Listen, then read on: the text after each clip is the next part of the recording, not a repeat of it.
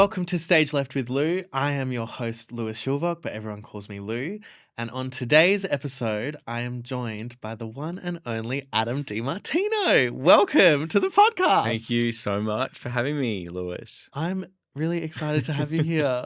I feel like you've had like a really cool career from what I've seen, and I've seen you in a few shows now. I feel like the first time I watched you on stage, I probably saw you in Aladdin, but didn't register that it was you. Yep. But I definitely remember watching you in Zombie. Yep. And now we're on Beauty and the Beast together. Yeah.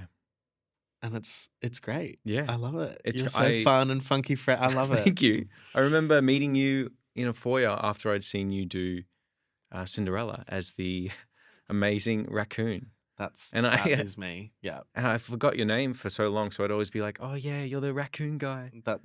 Correct. That's me.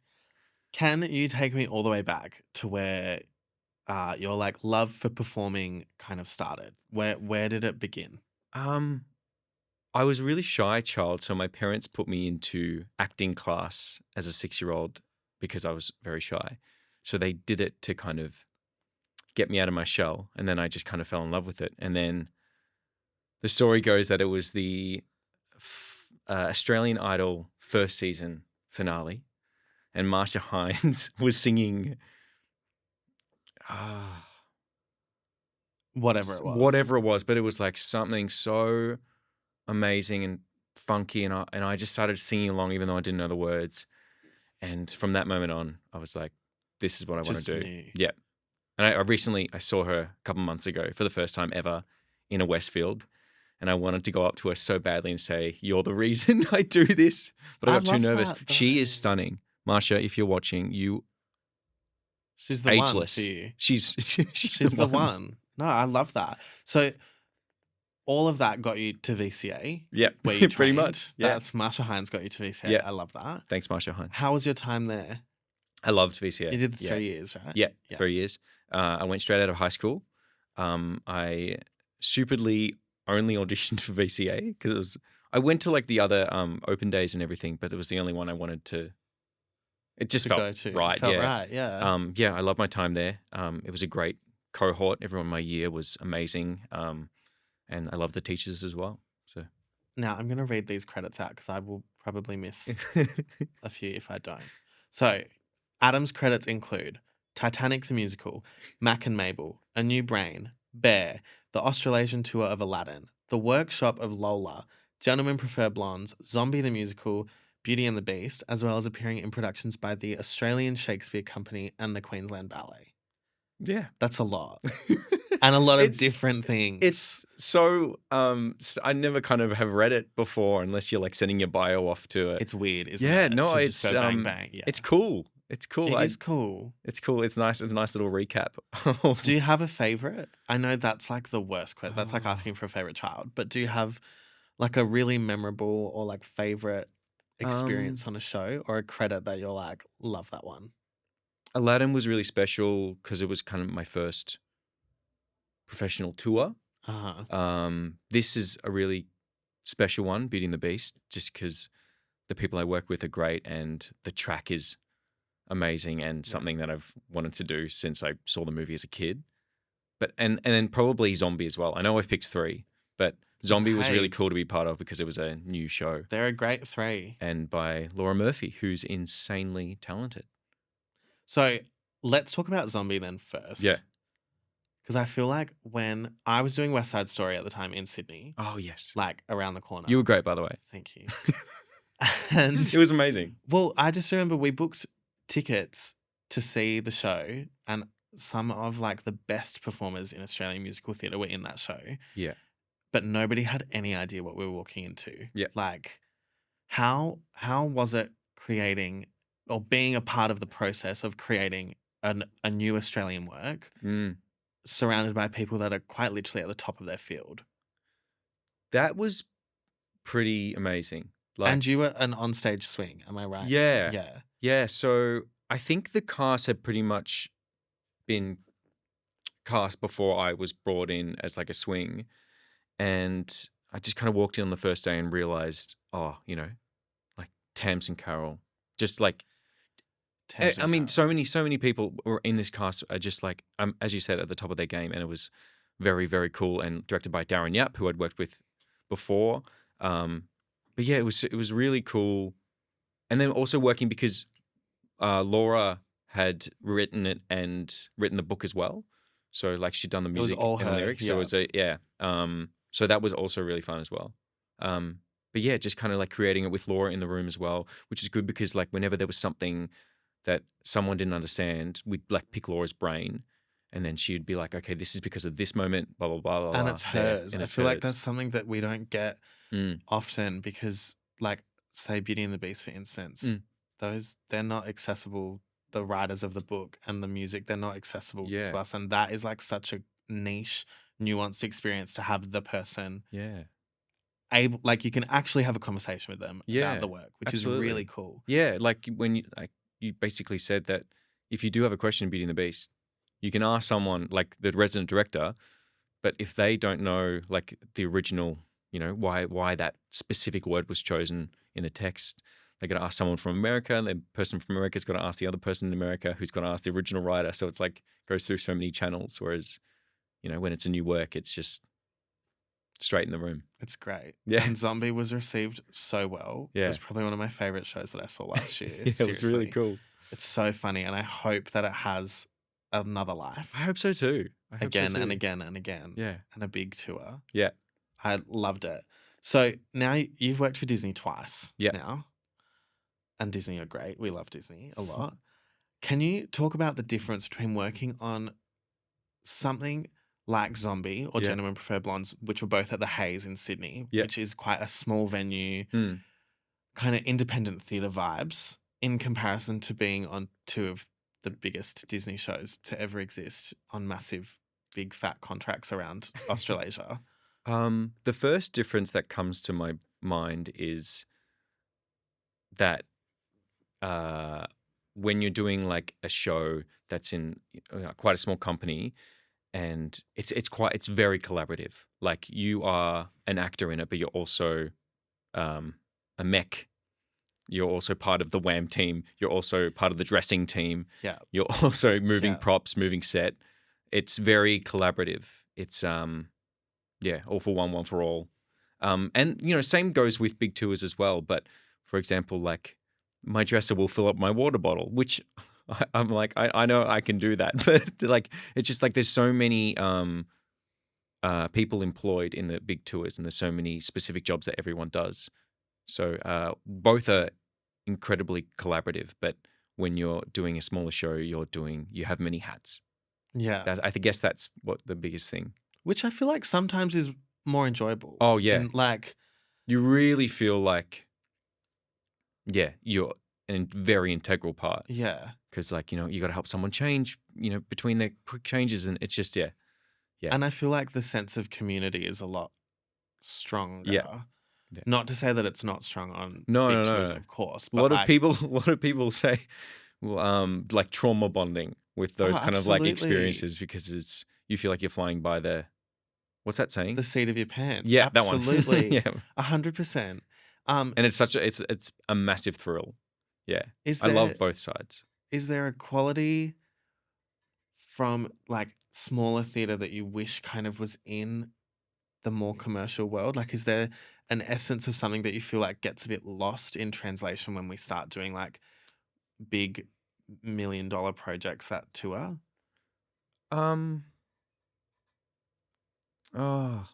I think sometimes people, I think I've seen people kind of lose focus about what it really is that we do. Mm-hmm. Like at the end of the day, we're actors like here to bring joy and tell a story to people that are coming to the show. And I think people lose sight of that maybe in bigger tours. Mm-hmm. And Especially when they're long as well, though. Yeah. Like 8 shows a week is really hard in itself. Absolutely. To do once, but to do it over 3 years, like Yeah. there are times where you rock up and you go, it is a job. Yeah. And like I have to just get the job done and move on and whatever. Yeah. And then other days where you have your whole family that have come to watch you and it's like the most special Yeah. show ever. So I totally get that. Yeah. And then for the the smaller, things, the Haze or Belvoir or anything like that, there's no time to. Yeah, there's not enough time to kind of get into a rhythm. So you don't you've got 4 weeks rehearsal, 4 weeks on stage, and then that's it. And that's that. So it's very fast paced. And that's hard. Yeah. That's like just as hard as like finding the wave that you're settled Absolutely. in on. Yeah, totally, like two completely different challenges. Yeah. So now I want to ask you, Yeah. because you have been a swing before. Yeah. And now you're a principal. You play LeFou Yeah. in Beauty and the Beast. Yeah. What is that difference like? And how has being a swing helped you be a principal now? It's really tricky. I love that you've called me a swing. That's very kind. But I would say being a swing on in like a show at the Haze is quite different. As I said before, like yes, you're like learning everyone's parts and everything, but you're also assistant stage manager, or you have an prop integral mover, part or like in your own track. Yeah, like there's a lot of things. Yeah, I don't really know how to answer it. I guess there's a lot of moving different? parts. Yeah, so different. Do you approach it in a very different way? I guess the only difference would be less stress, and when I'm just focusing on one character, I guess the work is maybe more detailed. Whereas when I'm focusing on different 3 different characters, I'm just it's not broad strokes, but it's like you're trying to do as much as you can on your own, whilst not getting to do it in rehearsal, so that it's at the same quality to do it if someone does. So do you think you feel more pressure as a swing than a prinny? Oh yeah. I couldn't. That is fascinating to me. It was so much pressure. I have so much respect for standbys and swings.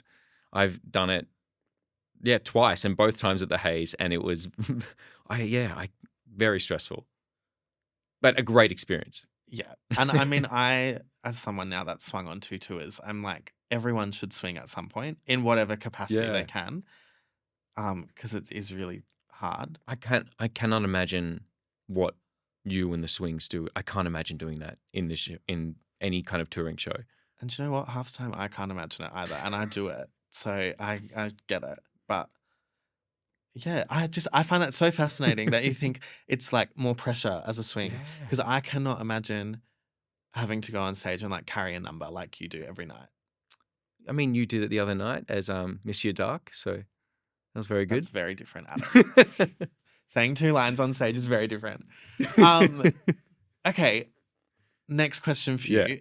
What do you think is one of the biggest challenges then that you've faced in your career? The first thing that kind of comes to mind is that it was like I was in 400 shows in with Aladdin, and there was like 3 shows in a row where I stuffed up this one line. And after every show, I'd be like, oh, okay, I'll just do it properly next time. And then the second show, I couldn't remember the line at all. And then the third show just completely left my brain. Even though I was like practicing these lines, and I was practicing with, the other cast members as well. And I went up to Darren Yap, because Darren says that he left shows business, but then he came back to do Aladdin. I mean, left acting.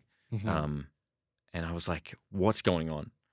And Darren Yap has kind of dealt with, some performance anxiety and talks about that openly, and spoke to me about it, and basically just said, you got to change it up. Just change what you're doing and it'll be fine. Yeah. And then that night, I just did it in a different way, a completely different way to like the intention that was supposed to be done, and then it was back. But it was quite scary to think for a second, oh, I don't know how to do this anymore, which is crazy, because like you're 400 shows in, and then you start to think, oh, wait, can I still act? But it happens. Yeah. I mean, like, I have never gotten to do 400 shows in a contract ever. Like, so I've never reached that point. But I feel like so many people that do long contracts say that. And it's not a matter of it being like stale or bored, like you're not bored of it. It just like doesn't scratch your brain the same way that it did in the rehearsal room. Mm. So that's like interesting that Darren's advice to you was to just like take everything that you think and throw it out the window and just like try something different.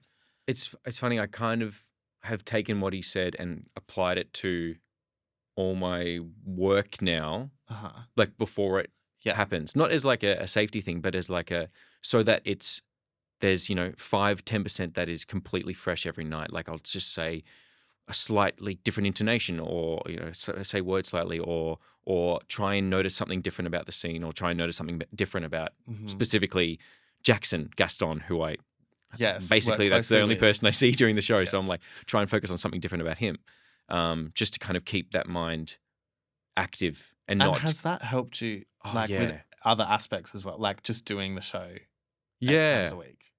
Yeah, absolutely. Yeah, keeping that mind active is a very important part for me, I think. Like, and also practicing a certain level of like mindfulness as well, so that you're not switching off mentally. Well, because it's easy to just go do the show. Flow. Like, absolutely. Especially when you've done it.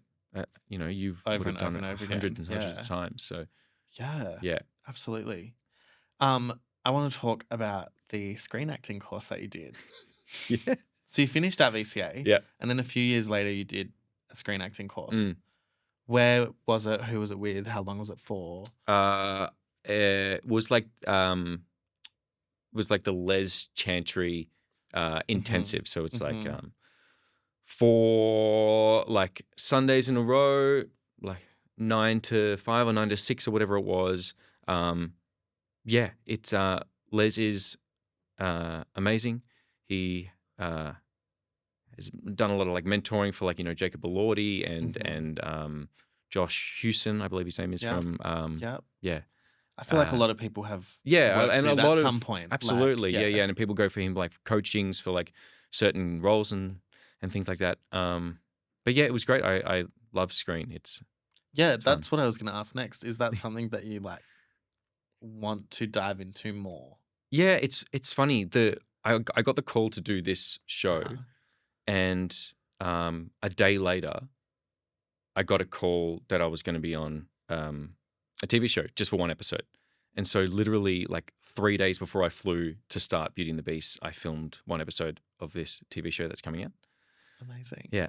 Not allowed to tell you what it is, but that's okay. We'll find out soon, I'm sure. So that was fun. And then I've like done some like short films with friends and a couple of ads as well. But yeah. I mean, feel like acting and specifically screen acting is something that theatre people kind of jump to and from when they're not on these contracts or these big long tours. Can you talk about some of like the similarities and differences in like approaching screen versus stage acting? Yeah. I think, and like what do you love about like acting on stage and what do you love about acting on screen? I guess one of the biggest challenges is because now a lot of the times we're doing self-tapes for musical theatre. So the first round will be a self-tape. So one of the things I find that I'm constantly thinking about is applying some of the, I guess, techniques for screen acting into a musical theatre audition. So trying to make it as big as it should be on stage while still making it not too big that it can fit on the screen, and that musical director and director can watch my audition tape and be like, oh yeah, he's doing an appropriate level for music theatre, but it's not too big for the screen that we're watching that we're getting overwhelmed. Yeah. So that I think that's a fine line. I guess it's something that we don't really talk about much, but it's... Well, I guess we all kind of had to get good at self-taping, especially during COVID. Yeah. And like, I would never think of my like monologue reading in my self-tape as like a screen acting thing. But I guess when you watch it, you're watching acting on a screen, and it's different to being in the room and being 20 meters away from someone or on stage in front of 2,000 people. So absolutely. Totally different. I actually think sometimes I've gotten a call back for something that I might not have been appropriate for, And then I've gone into the room and then they've seen me and be like, oh, no, he's not right for this. But I think I just gotten a call back purely because of a good tape. A good tape. A good tape, Yeah. because you'd be good at tapes. Because you Yeah. screen acting Well, yeah. for us. Absolutely. The last thing that I want to ask Yeah. you is, if there was one piece of advice that you could give people, what would it be? Anyone in the theatre world. One of my friends or mentors, Tom Campbell, is like very big on don't take it too seriously. Mm-hmm. We're not performing heart surgery. And I think this is something you do great, because I think you're a cool, funny guy, whatever. But like, I think you are so good at putting it into like the grand scheme of life. We're just doing a show. Yeah. And it's just 2.5 hours of our life, and then we'll finish and we go live another life outside of the theatre. Yeah. I love that. Yeah, and I guess we're so lucky that we get to call this a job. Like, and also, you know, between gigs, sometimes I've worked at hospitality gigs for like 2 years without, you know, a couple of ads maybe here and there, but like this is the life. This is so much better than. And that puts it into perspective. Yeah, like for sure. And you know, no shade to hospitality, because I did a lot of it, but I much prefer doing this. Absolutely. So, yeah, I guess gratefulness, maybe be grateful. Love that. Yeah. Thank you for joining me today. Thank you so much and for chatting having with me. If people want to find you and follow your journey and all of the things, where is the best place to find you? I guess Instagram, Adam Di Martino, at Adam Di Martino. Lovely. I have a TikTok, but we're working on it. I mean, I posted a couple of things during COVID, but yeah, we're working on it. More School of Rock covers, because you know more School of Rock covers. Yep. Thank you. I'm on it. Yeah. Yes. Thank you for watching this episode of Stage Left with Lew. Make sure you follow us on Instagram at Stage Left with Lew, and we will see you in the next pod.